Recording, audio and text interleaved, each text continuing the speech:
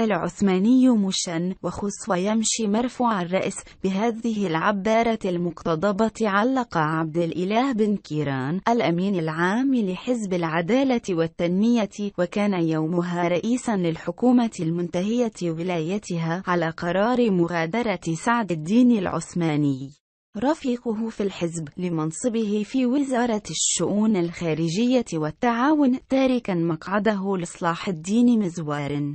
مغادرة سعد الدين العثماني للوزارة سالفة الذكر بعد 1 و10 أشهر فقط من إسناد مسؤولية تحمل حقيبته إليه. كان تضحية به من لدن عبد الإله بن كيران لإرضاء صلاح الدين مزوار، الذي وضع شرط توليه منصب وزير الشؤون الخارجية والتعاون لقبول دخول حزبه إلى الحكومة وتعويض حزب الاستقلال.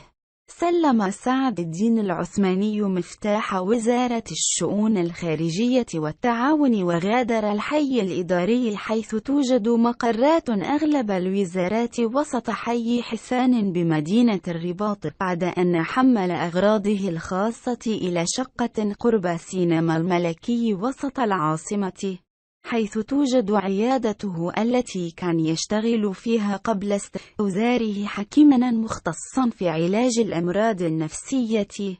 خروج سعد الدين العثماني من الحكومة خلف أثر خاص لدى الرأي العام، إذ خرج بهدوء آثر مصلحة البلاد على مصالحه الشخصية، بل قيل إنه رفض مناصب حكومية أخرى عرضت عليه تعويضا له على فقدانه لمنصب وزير الشؤون الخارجية والتعاون. وفضل مغادرة الحكومة مرفوع الرأس.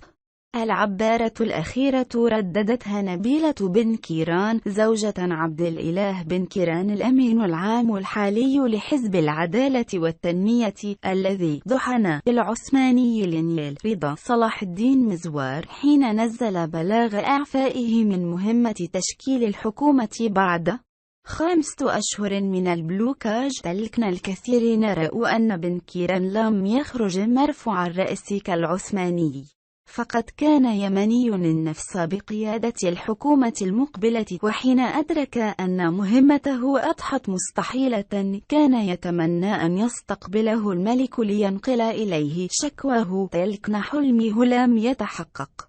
فحين نودي عليه إلى القصر الملكي، وجد في استقباله 4 مستشارين هم من نقلوا إليه خبر الإعفاء.